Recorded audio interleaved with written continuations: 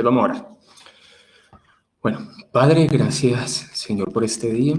Gracias por este estudio romano, Señor, por los hermanos que conectan.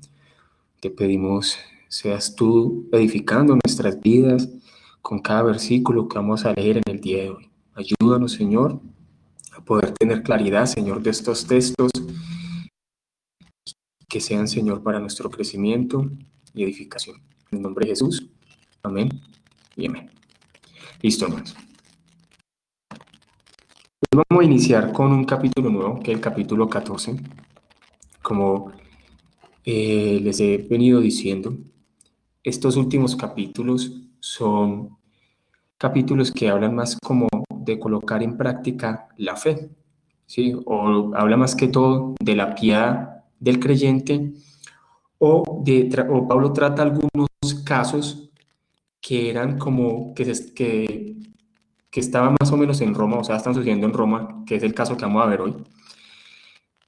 Pablo, por lo general, cada una de sus cartas tiene como un modus operandi muy semejante, ¿cierto? El primero empieza con la salutación, después empieza a tratar el tema principal de una forma general, después lo va especificando y al final trata como asuntos que se están viviendo en las iglesias. De hecho, esta porción que vamos a ver hoy era una situación que se estaba viviendo en Roma, en la iglesia de Roma, y que probablemente esa situación que se está viviendo en la iglesia de Roma también se está replicando en otros lugares. Les voy a colocar dentro del contexto.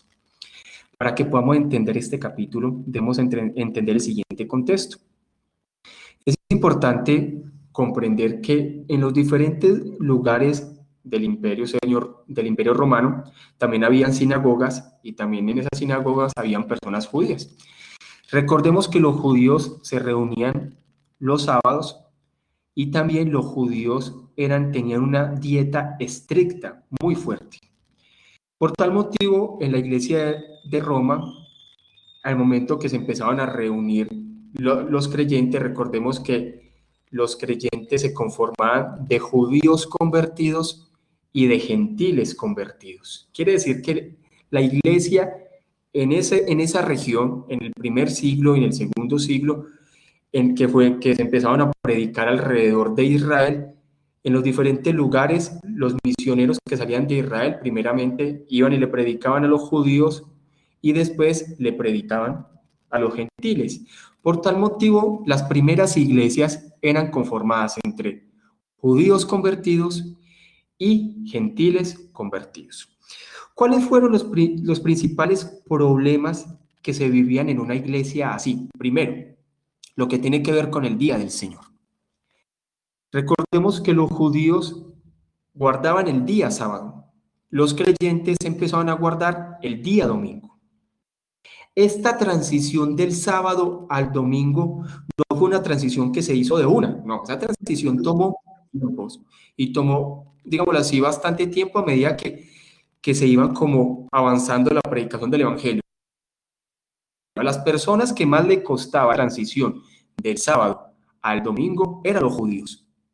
Por tal motivo, históricamente se ha dicho que primeramente los judíos, cuando llegaban al cristianismo, ellos empezaban a guardar los 2 días, el sábado y el domingo.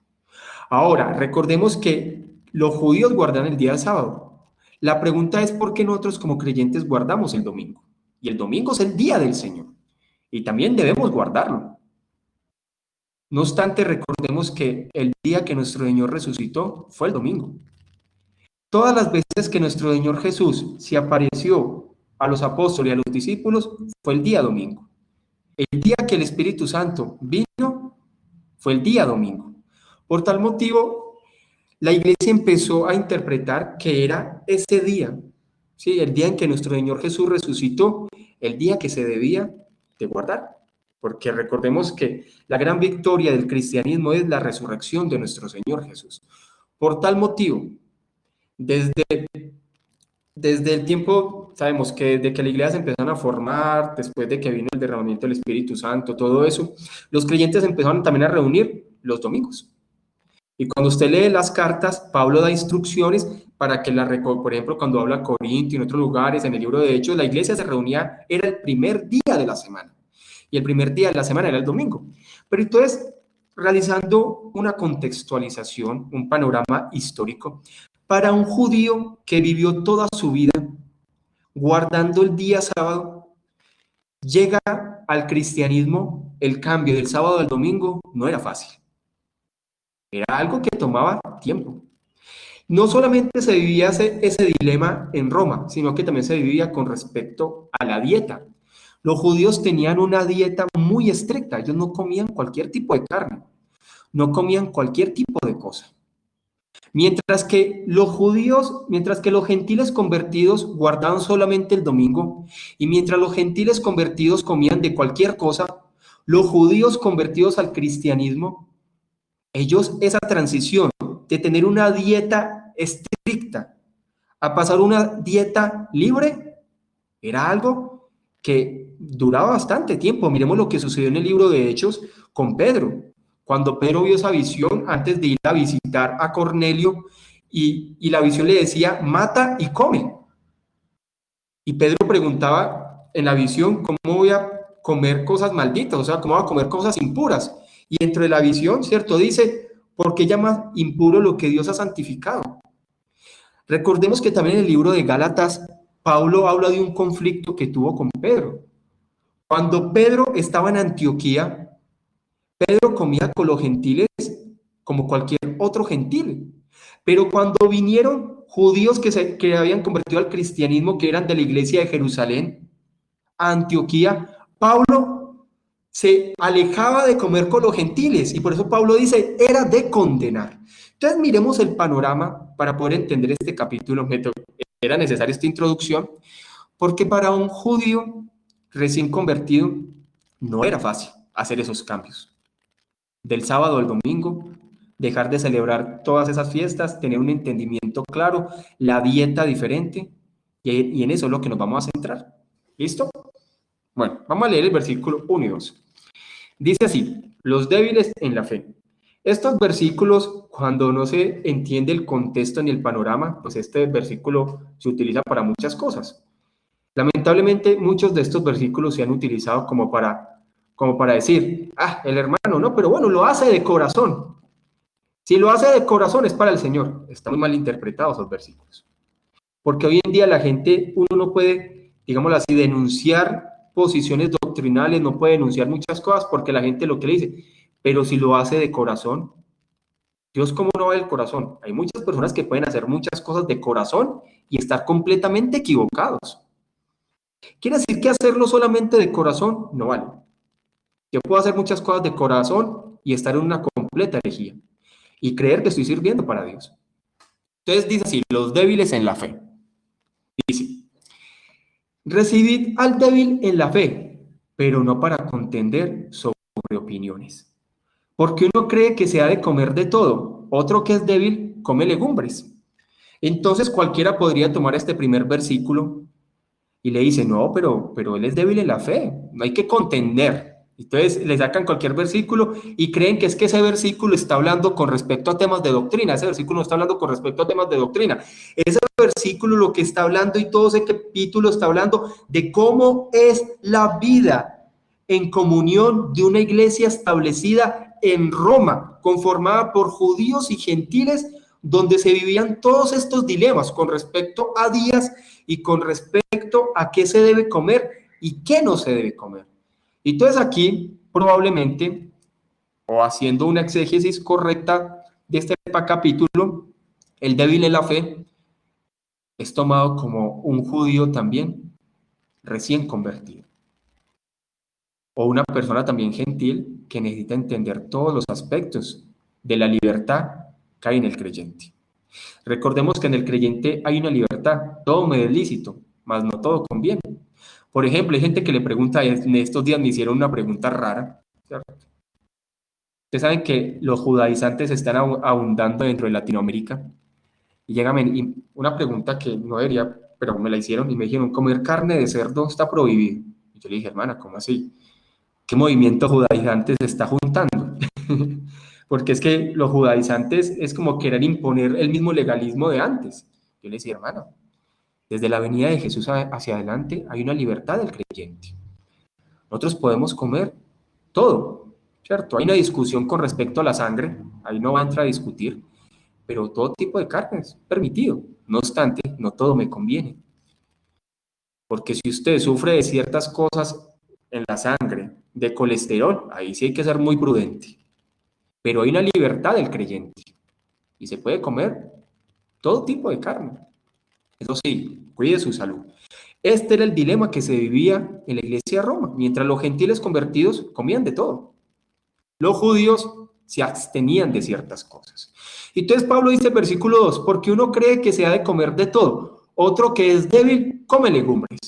Entonces los gentiles y las personas que tenían un entendimiento de la gracia de Dios, como era muy común, y es una práctica que debe seguir, lamentablemente por este tema de la pandemia no se ha permitido, pero la iglesia siempre se ha reunido a comer.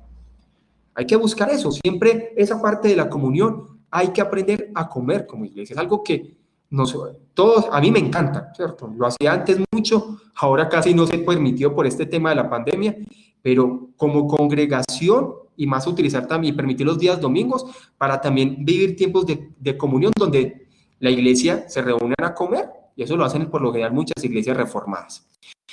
Eso siempre lo ha hecho la iglesia. Entonces, cuando ellos se reunían a comer, estaban en la cena, los gentiles comían de todo y el judío se abstenía. Entonces dice, unos dicen que se ha de comer de todo, otro que es débil solamente va a comer legumbres. Quiere decir que cuando se juntaba la iglesia a realizar esos ágapes, habían unos que comían de todo, habían otros que solamente legumbres. Miremos qué dice Calvino con respecto a esto. Necesitamos, no obstante, analizar el tema. Muchos de entre los judíos permanecían aún sujetos a las sombras de la ley, más bien por razón de la costumbre, y el apóstol dice que debe serles perdonado por algún tiempo, porque exigirles un abandono rápido de tal cosa sería perturbar su fe. Él denomina tales asuntos cuestiones de contención, porque producen confusión en los nuevos en la fe o siembran en ellos dudas. Precisamente ir aún más lejos afirmando que todas las cuestiones extrañas y enrevesadas, poco edificantes, no sirven más que para embrollar los corazones y llenar de inquietudes a los espíritus débiles. Conviene pues no considerar sino aquello que cada uno pueda asimilar y conformar la enseñanza y el método de la misma a la capacidad de los creyentes, mejor dicho.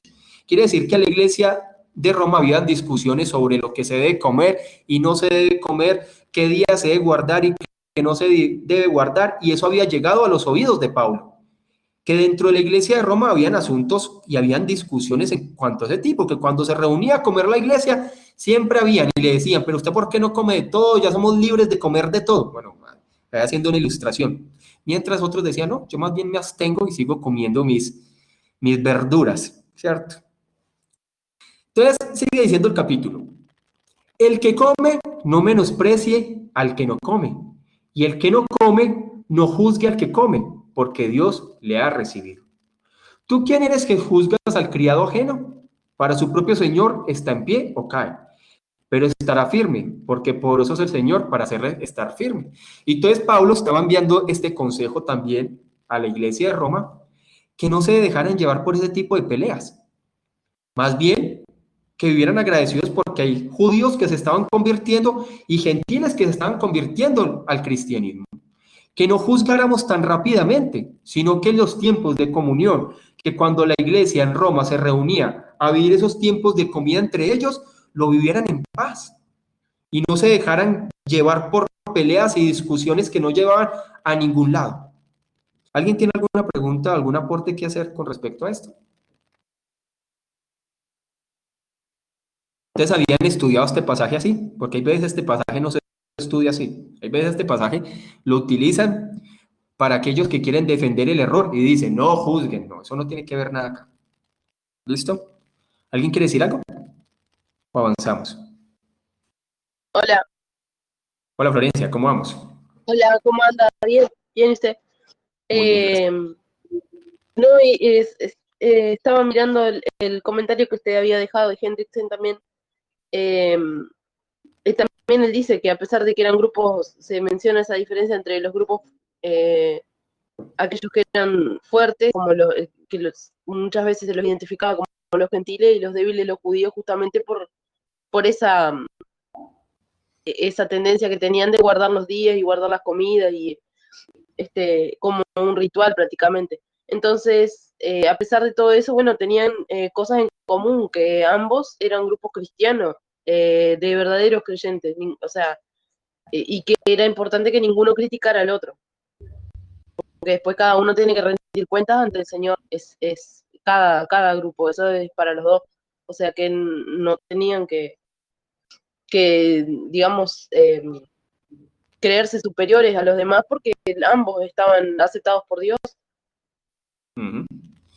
Así es, solamente centrémonos en el contexto, o sea, la primera tensión que tuvo la iglesia del primer siglo fue esa parte. Recordemos que, ya les he dicho a ustedes el dilema, los judíos creían, muchos de los judíos creyentes creían que, que si de verdad una persona llegaba a Cristo, tenía que vivir como los judíos. ¿Sí? Y de hecho, recordemos que el primer concilio en Hechos capítulo 15 fue con respecto a ese tema, porque estaban judaizando la iglesia. Y es que la iglesia ya no tenía que rendir, digamos, de alguna forma o hacer partícipe como de alguna etnia en especial. La iglesia estaba conformada de las diferentes naciones, ¿sí? Diferentes culturas, pero la iglesia no se tenía que judaizar. Pero movimientos judaizantes al inicio de la iglesia, por eso la carta de Gálatas, por eso Hechos capítulo 15, decían que se tenían que judaizar. Y esa tensión está también hoy en día. Hoy hay mucho movimiento judaizante. De hecho, y en su iglesia hay danzas porque tienen algo de en algún momento le dieron apertura a algún tipo de movimiento judaizante. ¿Sí? Pastor, Entonces, disculpe. sí, Fabiana. Yo quería hacer un comentario y también pedir Claro. consejo, quizás. Nosotros en nuestra iglesia tenemos un hermano que, bueno, es de la línea reformada, pero su esposa asiste y se congrega y sirve en una iglesia judaizante. Nosotros los amamos a los dos y tenemos el trato con ambos, pero como dice en la palabra, ¿no? La mujer debe someterse a su esposo y yo lo que quería saber es cómo nosotros, para ser de bendición para ella y para su esposo, cómo aconsejar, quizás bíblicamente, o cómo conducirnos en el trato con ella. Sí, bueno. Bueno, el tema de las parejas hay de todo, hermanos. Hay parejas que llegan, por ejemplo, cuando hablamos que pasan del carismatismo a la reforma, hay parejas que los dos tienen el mismo pensamiento, ¿cierto? Y los dos se van a congregar. En muchas ocasiones se va a ver casos de la siguiente forma. Por ejemplo, en la congregación, la pequeña congregación que ustedes saben que yo dirijo, hay casos así, ¿cierto?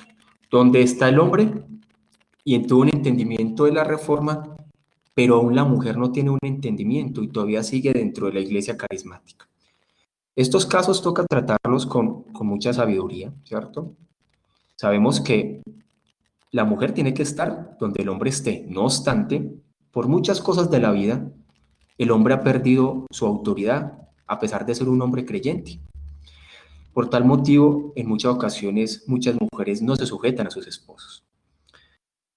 Eso toca llevarlo en oración y toca llevarlo poco a poco, porque las mujeres tienen que ver primero, hablando en el caso del hombre, porque puede ser lo contrario, puede ser la mujer y el hombre no. La mujer tiene que ver que de verdad hay un cambio en el hombre. Los hombres pierden en ocasiones autoridad en sus hogares porque no han seguido un modelo bíblico. Y primero el hombre tiene que fundamentarse en ese modelo bíblico, que la mujer vea que de verdad lo que él sigue es verdadero.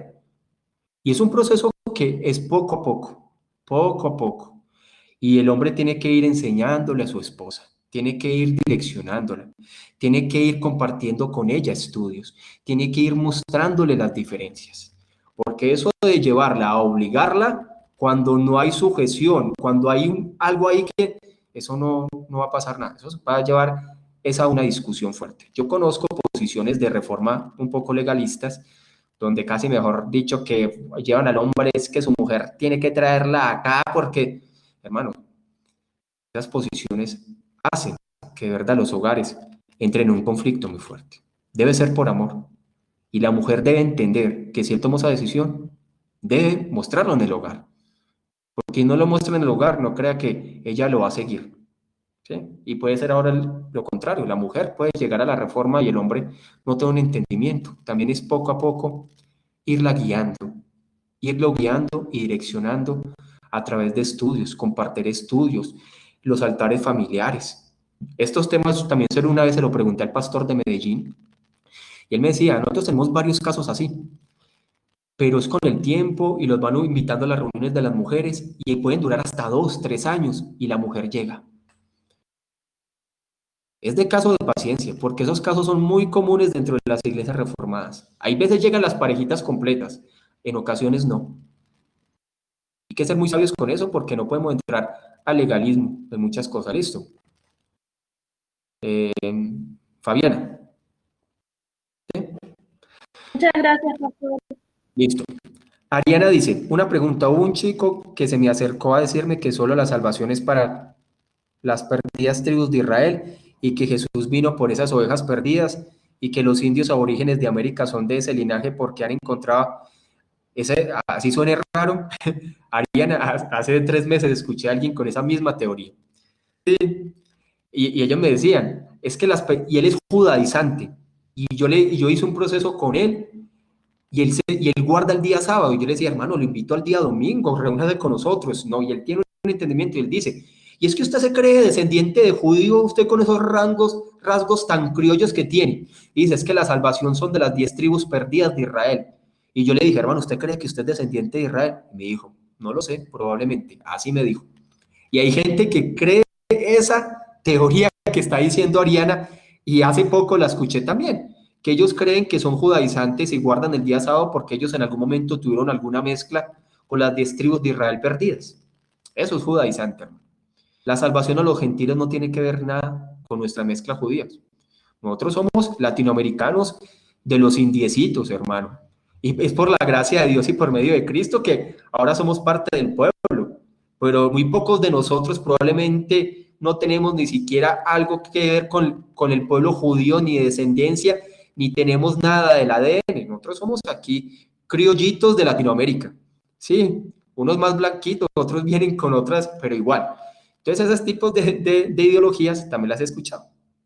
Ariana también habla con respecto a su esposo, con respecto a también esa parte de que ella tiene el entendimiento de la reforma, él está en una iglesia más bautista general. Listo. Sí, ellos creen en eso. Es una teoría que también he escuchado desde hace poco.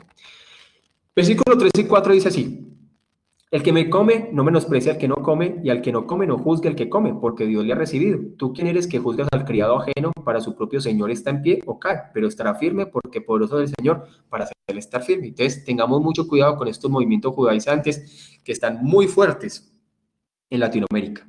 Mire que todos aquí somos de diferentes lugares y todos tenemos conocimiento de movimientos judaizantes. Hendrickson decía: hay que tener en cuenta que el que come, o sea, el fuerte, es la persona que ha obtenido por la gracia soberana de Dios y el poder iluminador del Espíritu Santo una visión aclaradora del significado de la muerte de Cristo para la venida diaria. Hay personas que sabemos que comen de todo, ¿cierto? Uno debe también, o sea, uno se cuida, ¿cierto? Pero uno es libre para comer muchas cosas.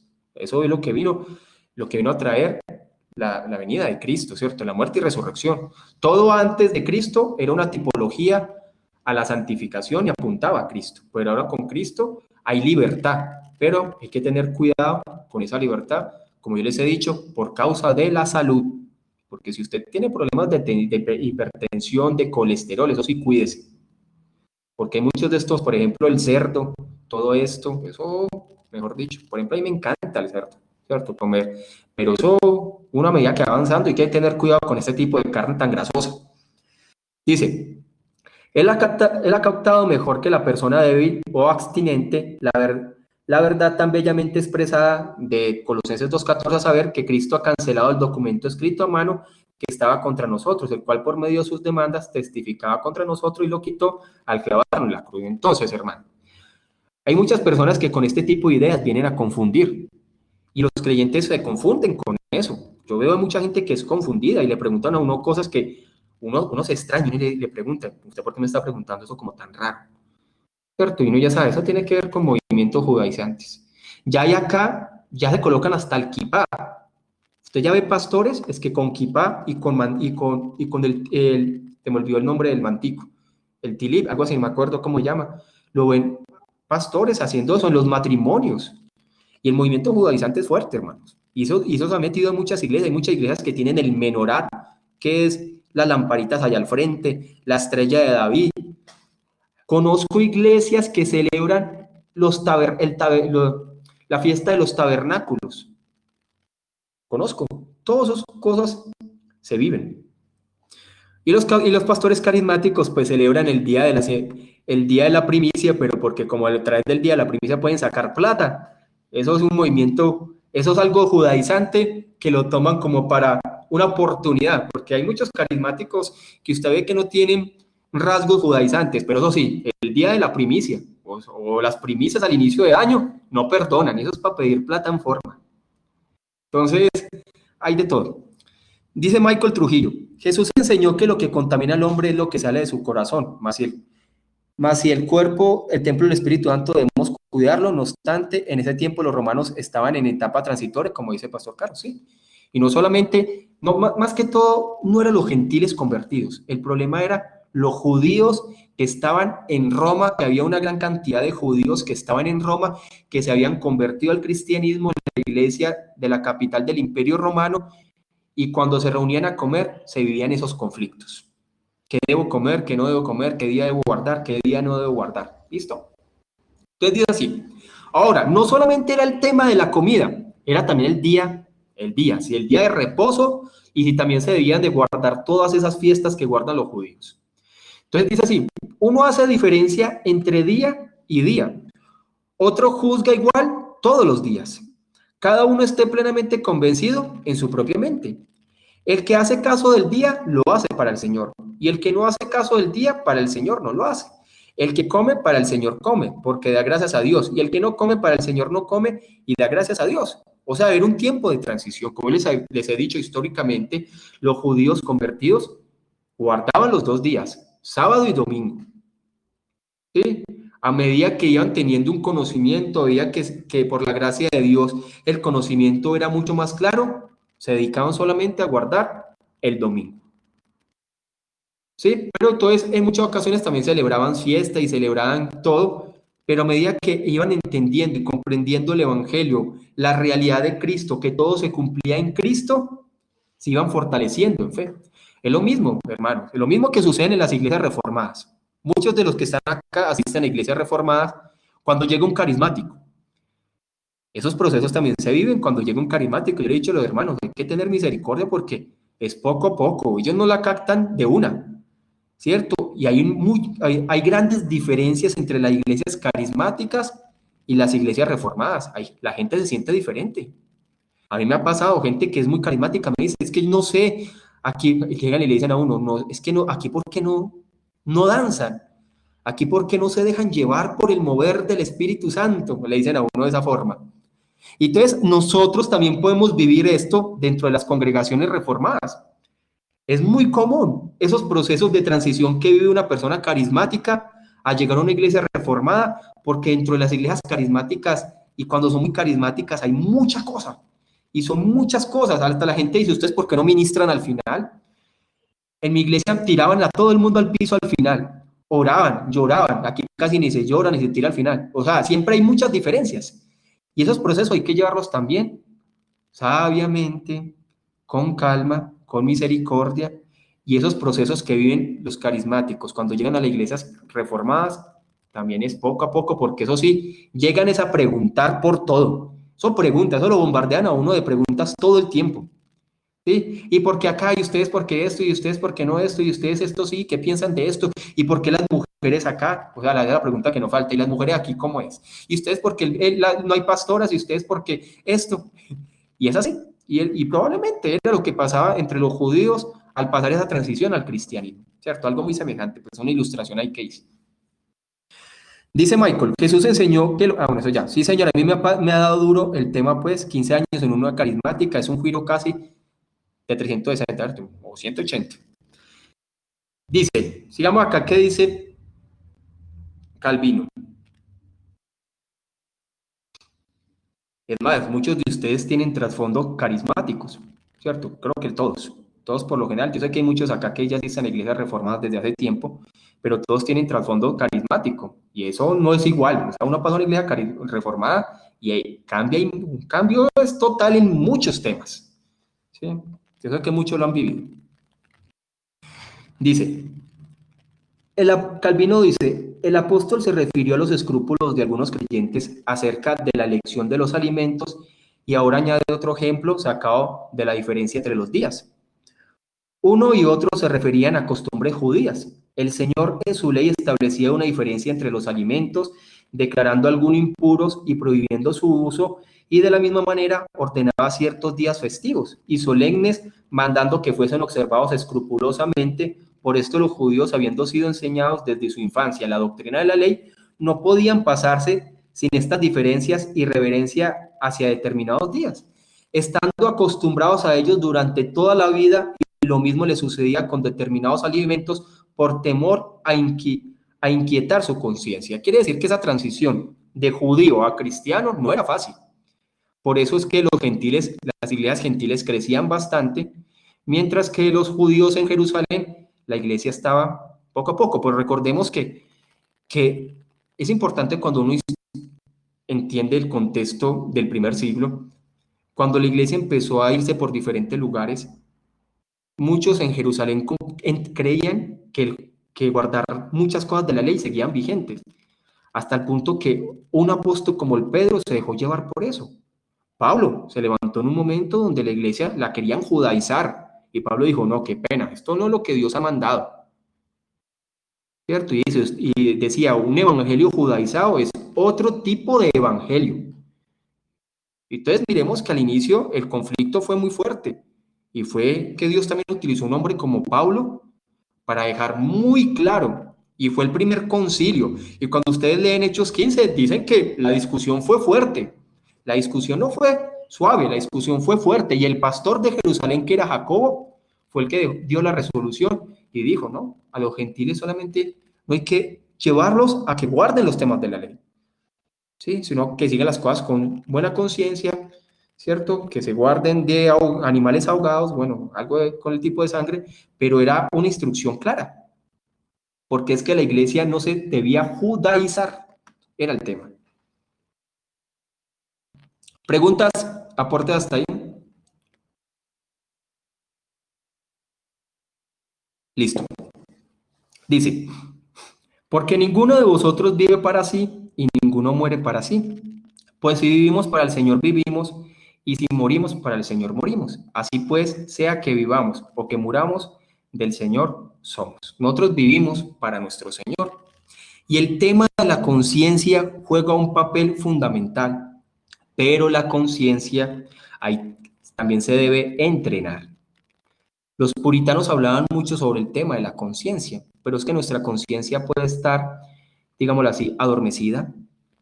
Nuestra conciencia puede estar guiada por otro lado, pero cada vez que uno va estudiando la palabra, cada vez que uno va profundizando la palabra, nuestra conciencia es fortalecida. Y hay muchos temas que por cuestión de conciencia uno ya sabe que son correctos y hay otros que están mal. Cuando uno también fortalece y profundiza a las personas en la palabra, hay personas que llevan a iglesias carismáticas y se sienten incómodos. Y dicen, no, es que esto no tiene que ver nada con la palabra. ¿Por qué? Porque su conciencia ha sido fortalecida por medio de la palabra. Jorge. Jorge.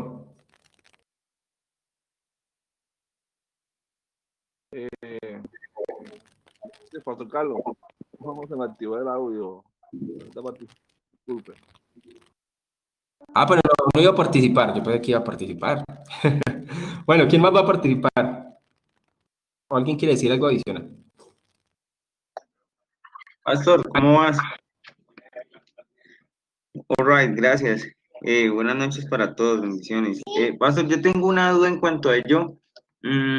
Cuando habla del día de reposo, Bueno, hablando del tema dentro de la reforma, yo soy consciente totalmente de que es el día del Señor y por ende uno se enfoca, primero que todo, en congregarse, ¿cierto?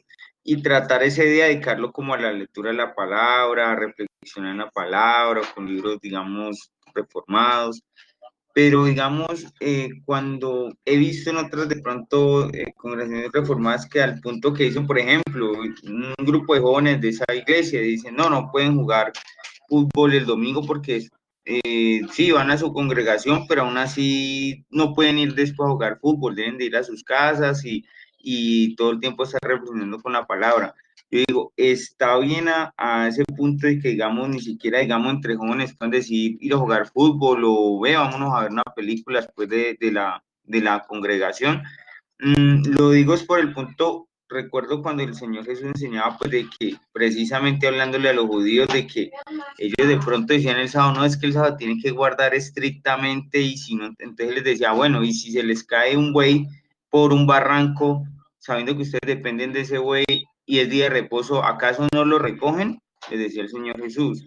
Entonces, digamos, no sé si se caiga digámoslo así, un legalismo al decirle a alguien, no, es que es el día del Señor, entonces no pueden ni siquiera, digamos, ir al cine, ir a jugar fútbol, no, digo cada 8 días, digo es un caso espontáneo, más ya claro, ¿no? Tengo claridad y acepto el tema de que es el día del Señor y hay que enfocarlo en reflexionar en él, ¿no? Bueno, ahí tocó varios puntos, Michael. Bueno, hay también puntos muy polémicos también dentro de la reforma, ¿sí? Bueno, pero primero, el Día del Señor. Si hay un Día del Señor, que es el día domingo. Hay muchos creyentes hasta dentro de la reforma o reformados que el Día del Señor, mejor dicho, eso ni lo respetan tampoco. ¿Sí? Los carismáticos dicen, no, es que cualquier día es el Día del Señor, no. Recordemos que Dios estableció desde el inicio un día para adorarlo especialmente. Y siempre, y también hay un versículo que dice que por la eternidad también va a haber un día dedicado para adorar a Dios. Quiere decir que el día domingo juega un papel fundamental y por eso nosotros lo llamamos el Día del Señor. Y es un día también que hay que guardarlo y hay que dedicarlo a Dios. Ahora, el dilema también dentro de la reforma está con respecto al tema que listo, lo reunimos, lo dedicamos también para meditar en el Señor. Es el punto de la diversión.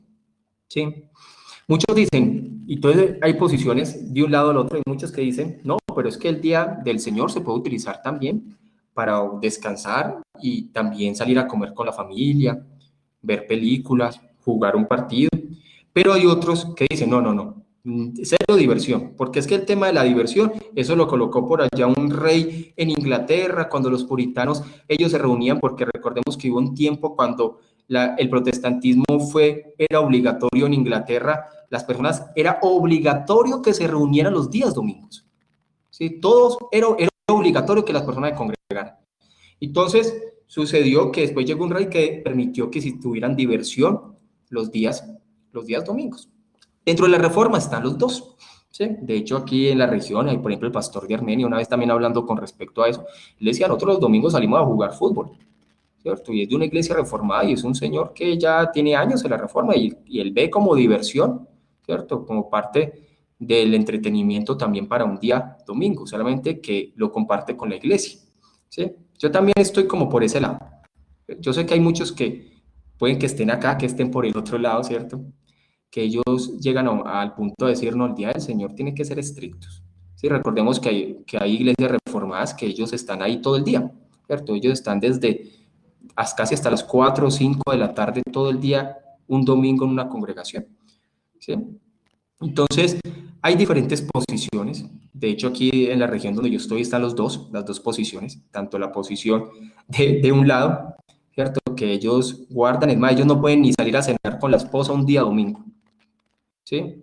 Es más, yo he visto conflictos, ¿por qué de pronto yo no estoy con esa posición? Porque yo conozco casos muy cercanos, hermano, y pues yo sé que aquí muchos de ustedes están por ese lado, por eso yo quiero ser más bien como suave con ese tema, pero conozco muchos casos de parejas, ¿cierto? De esa línea, en donde la esposa dice, pues es que usted lo mantiene acá, usted no comparte conmigo ni un domingo, y y la esposa hace la casa, y el esposo es todo el día en la congregación, todo el día.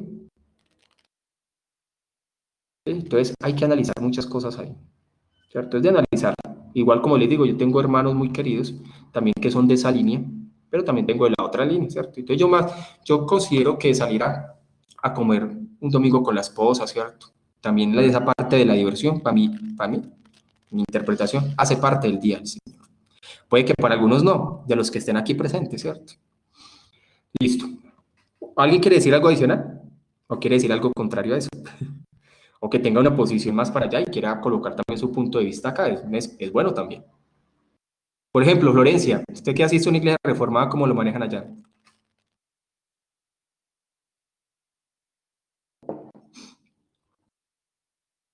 Hola, sí. Sí. Con el tema de los días de reposo, sí, no, nosotros no tenemos problema con eso. Eh, guardamos obviamente el domingo, pero cada uno es libre de hacer y usarlo como bien le parezca. O sea, si tenemos que estar con nuestra familia el domingo, bueno, se usa para eso. Y si tenemos que salir a recrearnos o hacer algún deporte o alguna cosa, también se puede usar para eso. El tema de la palabra de Dios es como que es algo diario que uno tiene que hacer.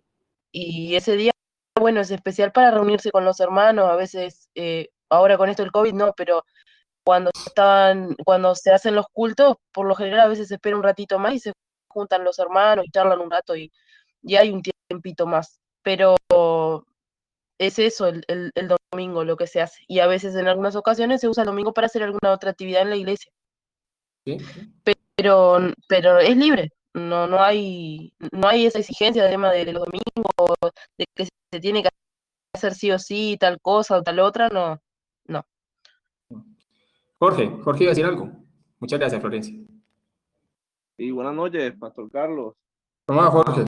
Jorge también que Sí, asiste a una iglesia reformada, ¿cómo lo hacen en? bueno, en la congregación que asisto, pues sí, sí guardamos el Día del Señor completamente en el sentido de que pues estamos en la congregación y ahí se quedan, como ustedes, hasta más tarde, tipo 4 o 5 de la tarde. Sí, sí. Pues siempre tratando como no distraernos en el sentido de que estamos concentrados en la palabra, en temas bíblicos, o sea, dudas que tengan los hermanos y así. Y pues nosotros sí lo tenemos pues en ese aspecto, como ustedes decían, estamos como de la otra parte, de Sí, que temas de diversión y todo lo demás, pues tenemos los otros 6 días de la semana para hacerlo y el domingo sí lo tomamos para el Señor, o sea, todo el día, no nada sí. más como un cierto tiempo, unas horas, sino todo el día. Ujú. Sí, entonces mira, ahí están dos posiciones y también les coloqué la que yo interpreto, ¿cierto? Como les digo, y las dos las respeto también, ¿cierto? Y las conozco muchos también que están en esas dos posiciones y el tema más que todo es con el tema de la diversión, ¿sí? Listo, entonces Hendrickson dice así, como nuestro mediador, Cristo obtuvo el derecho incontestable de ejercer su soberanía tanto sobre los creyentes que ya han muerto como sobre aquellos que todavía viven en la tierra. Este señorío mediador fue la recompensa por el precio que él pagó, por la muerte que murió.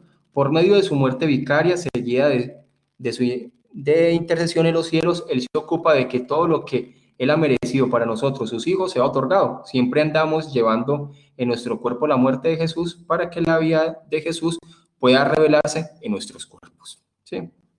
Entonces es claro que para nuestro Señor vivimos, igual hay muchas también dilemas y discusiones con respecto a estos temas. Yo siempre les he dicho, aún dentro de la reforma guardémoslos también de los dos extremos, ¿cierto? Hay unos extremos que llevan como una especie de una superlibertad, ¿cierto? Que es como una especie de antinomianismo, pero también hay una especie de neopuritanismo, ¿cierto? Que es muy peligroso, ¿cierto? Que es como lo que uno conoce. Entonces, todos esos extremos también dentro de la reforma es peligroso, porque siempre el ser humano busca como ese equilibrio, ¿cierto? El ser humano, por lo general, o tira hacia la ley solamente o tira siempre hacia la gracia. Como le he dicho, aquí en la región donde yo estoy, ahí están los dos extremos, ¿cierto? Y ahí ves encontrar esa parte de entender la gracia y la ley en ocasiones ha complicado eso. Hay veces unos tiran hacia un lado y otros tiran hacia el otro, aún dentro de la reforma. Por eso es importante que sea también Dios guiándonos con respecto a esos temas. Listo. Avancemos acá. Estos dos últimos versículos, el 9, el 10 y el 11. Dice así: porque Cristo para esto murió y resucitó y volvió a vivir, para ser Señor así de los muertos como de los que viven. Pero tú, ¿por qué juzgas a tu hermano? O tú también, ¿por qué menosprecias a tu hermano? Porque todos compareceremos ante el tribunal de Cristo.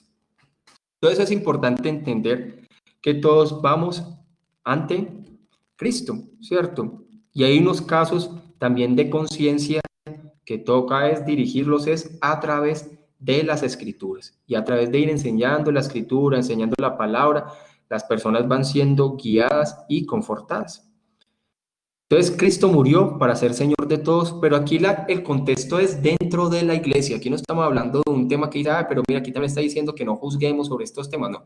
Está hablando sobre un contexto dentro de la iglesia, sobre diferentes situaciones que se vivían era dentro de la iglesia. ¿Sí? Y nosotros no debemos menospreciar a nuestros hermanos, y más cuando apenas están en un proceso, ¿cierto? Están en un proceso de entendimiento de muchos temas, hay que tener cuidado, porque hay veces nosotros cuando pertenecemos a las, digamos así, o una línea que ama más estudiar la palabra, podemos caer en el orgullo y tratar de una forma muy fuerte a las personas que de pronto no tienen un conocimiento, ¿cierto? Uno es fuerte con respecto a las posiciones doctrinales, pero no esa parte burlesca. Y más que nosotros los reformados somos reconocidos por estarnos como burlando de muchos otros temas, y con eso hay que ser también sabio e inteligente con respecto a cómo tratamos a estos hermanos que van llegando, sean personas nuevas, o sean personas pentecostales o carismáticas. Es con pasión, es con amor y paciencia, hermanos. ¿Sí? ¿Preguntas, aportes hasta ahí? Acá vayamos finalizando acá. Bueno, dice así Hendrickson: los que juzgan o desprecian a un hermano deben también recordar que no son amos, sino que Cristo es el Señor. Por consiguiente, ellos no son los jueces legítimos, sino que Cristo es el juez. Esto quiere decir que ellos están entonces arrogándose una prerrogativa que le corresponde solo a Cristo y a Dios. ¿Sí? Y el último versículo dice: porque escrito está, vivo yo, dice el Señor, que ante mí se doblará toda rodilla y toda lengua confesará a Dios. Listo, entonces aquí finaliza con respecto a esto, es que habrá un momento donde toda rodilla se doblará. En ese momento hay personas que pueden decir que son ateas. Como hemos dicho, el ateísmo es algo raro. El ateísmo es algo raro, pero después de que todos mueran, ninguna persona será atea, ¿cierto? Porque todos creerán y entenderán que hay un Señor y que tiene a los suyos para la eternidad y a los reprobados para una eternidad, pero bajo su ira. Dice, ante mí se doblará toda rodilla y toda lengua confesará a Dios. Terminamos aquí mirando un comentario de Calvino con respecto a este último versículo. Dice, Dios gobierna el mundo hoy por medio de su evangelio, y ese es el camino único por el cual su majestad puede ser honrada, porque en él está revelada, ¿cierto? Dice, la palabra de Dios ha tenido siempre sus enemigos que la han resistido obstinadamente y sus detractores que la han menospreciado considerándola como una farsa o una fábula. Esta clase de gente existen hoy y existen siempre. Por eso, aun cuando la profecía se relaciona con la vida presente, aún está muy lejos de su cumplimiento, y únicamente en el día de la resurrección última, cuando todos los enemigos de Cristo sean humillados, confundidos y puestos debajo de sus pies, alcanzará cumplimiento perfecto. O sea, llegará un momento al final de los tiempos cuando toda rodilla se doblará y los enemigos también reconocerán que Jesús es el Señor. Preguntas hasta ahí, antes de que estudiemos un poco sobre el tema del feminismo y la masculinidad. ¿Alguien quiere decir algo adicional con respecto a esto último que hablamos? ¿O a este tema que tratamos en el día de hoy?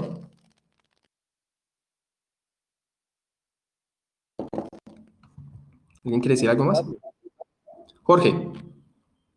Sí, no, que me pareció muy interesante y importante mirar, ¿cierto? Siempre el contexto, como usted lo informa, de ese primer siglo, los primeros cristianos que también eran judíos La verdad no había leído de esa manera ese capítulo de Romanos.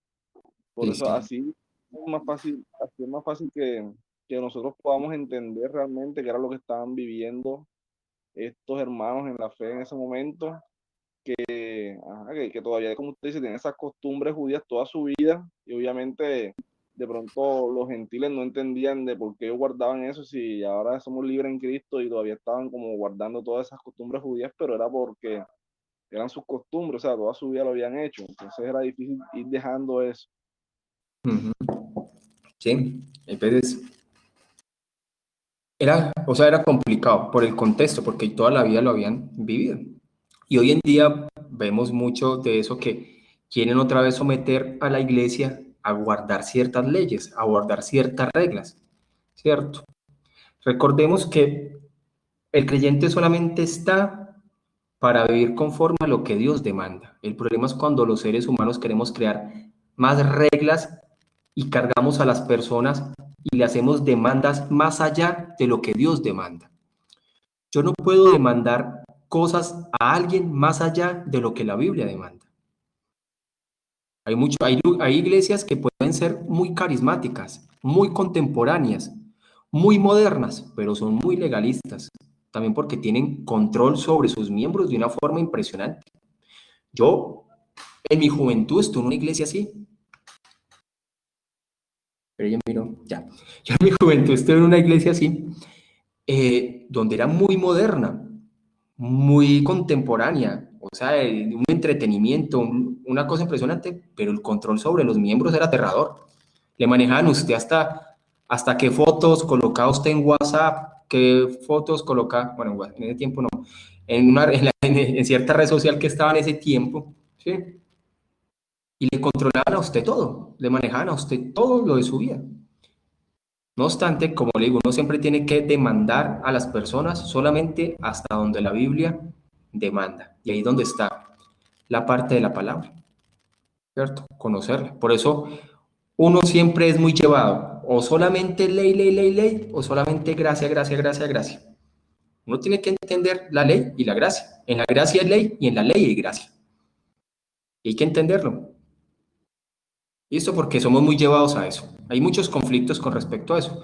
Uno solamente con leer ciertos comentarios y posiciones, uno sabe cómo hacia qué posición se va, ¿cierto? Ciertas personas. Listo. ¿Otro aporte? ¿O hablamos un poco sobre este tema? Ya iniciamos un poco sobre el feminismo y la masculinidad.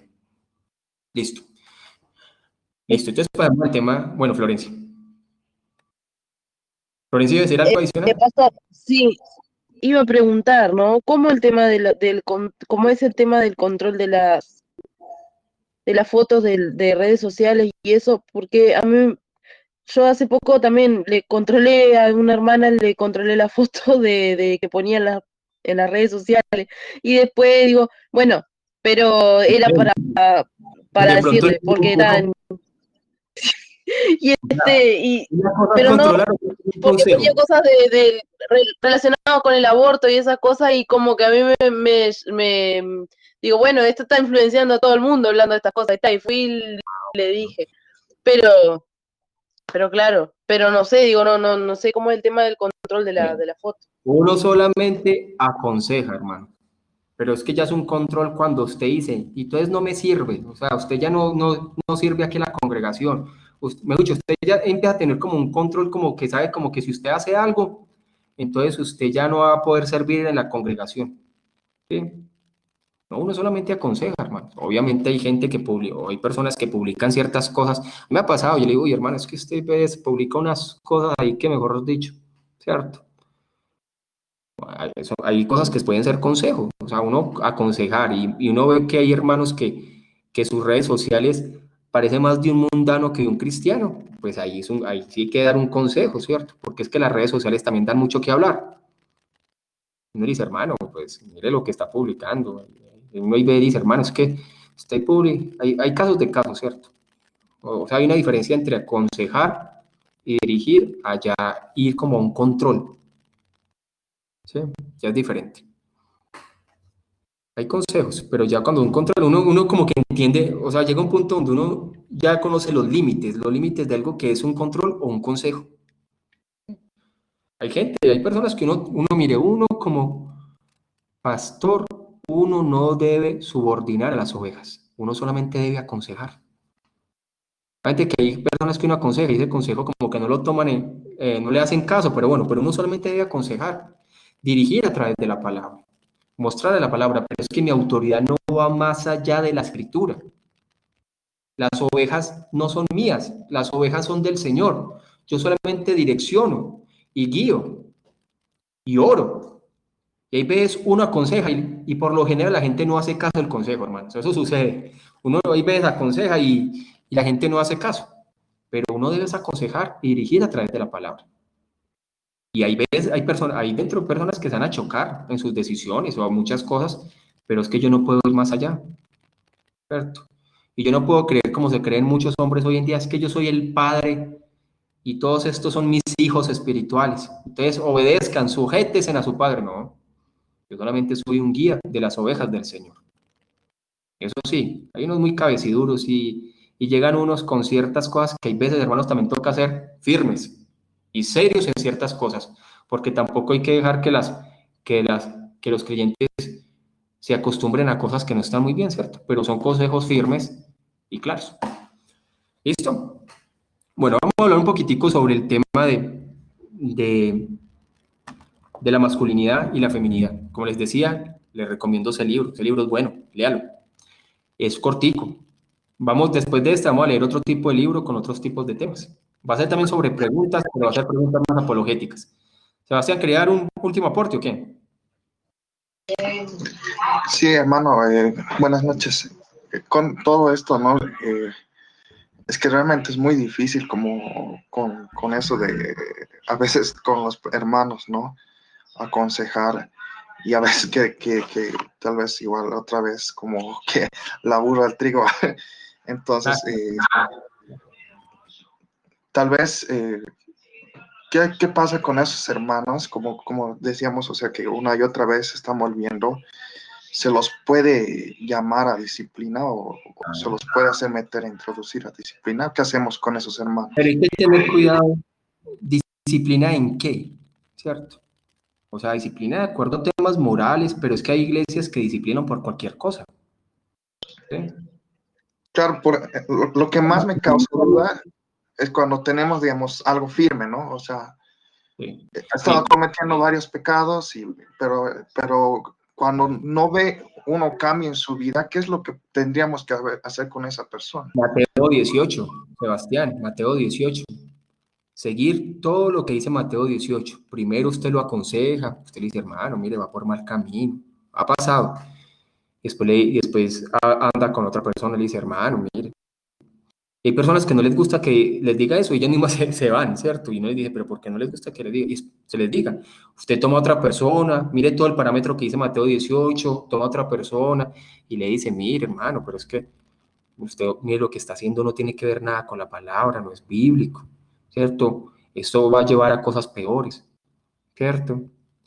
Cuando él no escucha ese consejo de 2 o 3 personas y ya está como una conducta de una persona que no es creyente, ya hay que decirlo a la iglesia. Recordemos que un pastor no tiene la facultad de expulsar a nadie. ¿Cuándo una persona es expulsada? Cuando es una decisión de toda la iglesia. Eso está de acuerdo a lo que es una iglesia bautista y lo que es un gobierno bautista. Sabemos que entre los carismáticos que hay, que son los pastores que expulsan a la gente, ¿no? Hay gente que se va, pero realmente cuando dicen que tenlo como gentil o tenlo como gentil, ¿cierto? Está hablando de que es una persona que se le ha llevado un proceso de consejería y al final ya es con la iglesia. Y entre los miembros de la iglesia se aconseja a la persona y se toma la decisión. Pero pastor no expulsa a nadie, es la iglesia, ¿cierto? Cuando ya hay un proceso, cuando la persona ya es miembro, ¿cierto? Estamos hablando de una persona que ya es miembro de la congregación, pero es un proceso. ¿Sí? Pero Hay veces que creen que es que el pastor es el duro o el más de los máses, ¿no? Es un proceso que se debe seguir. Y cuando en algún momento un miembro se va a expulsar porque ya se comporta como un mundano o cosas así, eso es una decisión entre los miembros de la iglesia y entre la iglesia también examina.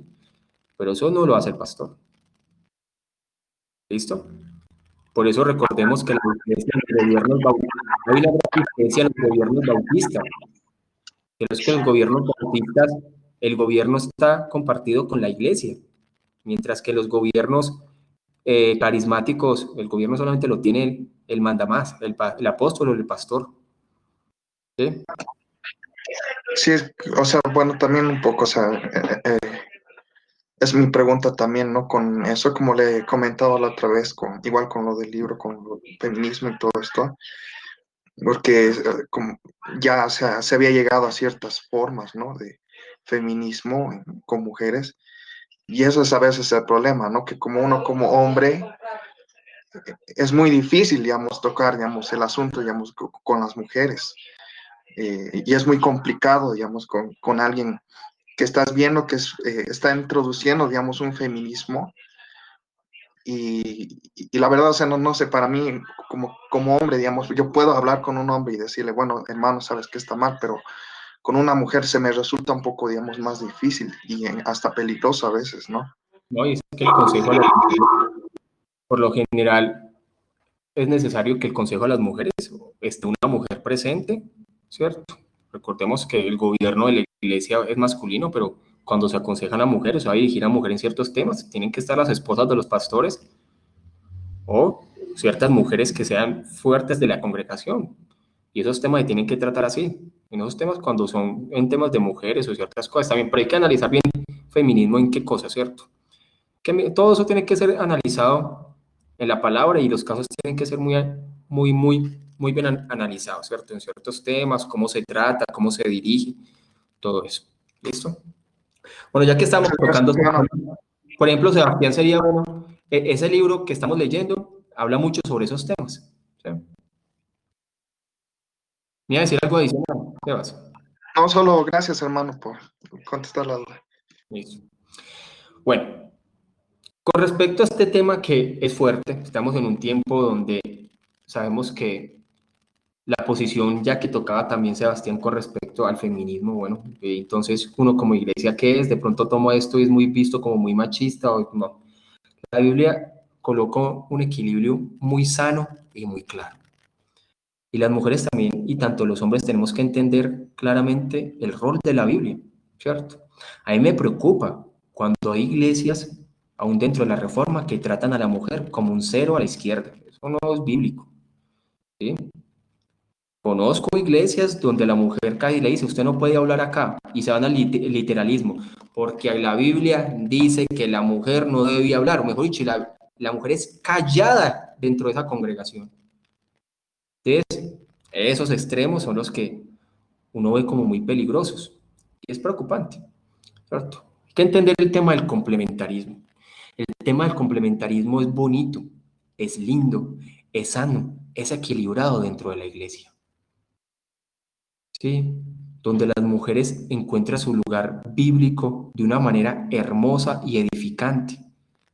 Ni se van para un feminismo completamente opuesto a la palabra, ni tampoco la iglesia se va a un machismo impresionante, ¿no? Sino que hay un equilibrio bonito. Y cuando se sigue eso, que la palabra está, la iglesia crece y madura muchos temas, porque la iglesia, las mujeres son fundamentales en las congregaciones. ¿Sí? Y cuando se entiende la posición bíblica es algo sano. Entonces recordemos que hay varios puntos que hay que dejar. Hay varios puntos que hay que dejar aquí claros, y es que el hombre es cabeza tanto del hogar como también hace parte del liderazgo masculino de una congregación. ¿Sí? El hombre hace parte de ese liderazgo masculino dentro de la congregación. El gobierno de la iglesia es masculino. Hay muchas personas que dicen, no, es que ese gobierno patriarcal era temporal. No, no es temporal, está vigente y es algo que fue instituido desde el inicio de la humanidad. Y es necesario que se comprenda y que las mujeres entiendan y los hombres entiendan dentro de una congregación el complementarismo, hermanos. Es sano, ¿sí? Y hay que tener cuidado que se vaya hacia un lado extremo o hacia un lado muy liberal, pero cuando está equilibrado y va de acuerdo a la escritura, es bonito, ¿cierto? Y las mujeres empiezan también a ver esa necesidad también de muchas cosas dentro de la congregación, la parte de la sumisión debe ser por amor, ¿cierto? Y el liderazgo del hombre también debe ser un liderazgo por amor. Hay veces los hombres somos muy secos, muy testarudos, hay veces hablamos muy fuerte. No todos, hay unos que son especiales y ellos mantienen así. Hay otros que nos ha tocado trabajar fuerte, como en mi caso, ¿sí? Entonces, muchas personas creen que porque Jesús se acercó a ciertas mujeres de una forma más libre, como se acercaba a los judíos, entonces eso quiere decir que Jesús dejó de lado de los estándares bíblicos, ¿no? Los estándares bíblicos siguen y los roles establecidos para el hombre y la mujer siempre han estado vigentes y no han cambiado. Que hoy en día esos cambios, mire, hoy en día esos cambios han sido más perjudiciales para la iglesia y traen mucho daño para la congregación. ¿Preguntas hasta ahí o aportes? De acuerdo del tema de este libro. Mire, por ejemplo, mientras van pensando alguien que quiera compartir, el tema de Priscila. Priscila dice que le enseñó a Apolos. Sabemos que las mujeres también pueden enseñar en ciertos contextos, a los niños, a las mujeres, el evangelismo, las misiones, pero el gobierno, la asamblea principal, no. Es encontrar el lugar correcto que la palabra le coloca, ¿cierto? Y los hombres también aprender a tratar y ver la necesidad de las mujeres en todo tiempo, en su ministerio, en la parte de la congregación. ¿Alguien quiere decir algo? O pregunta, o quiere hacer una pregunta.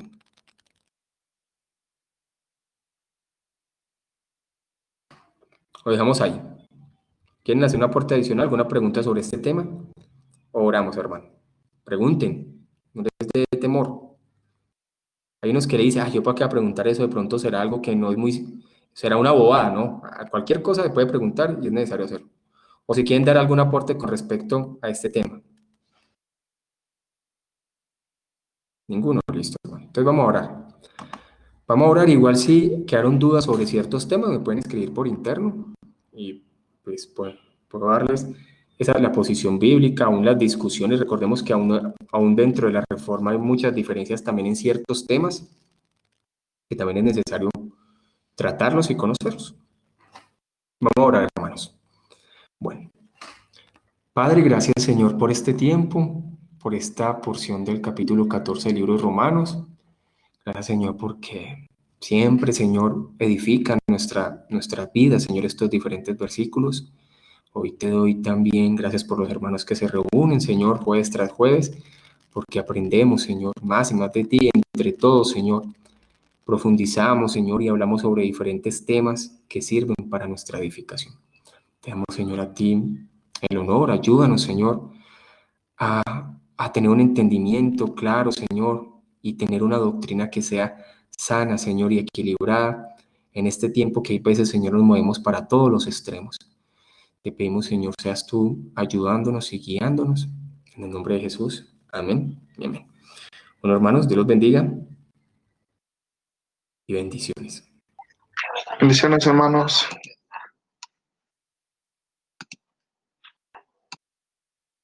Bendiciones. Dios los bendiga, hermanos.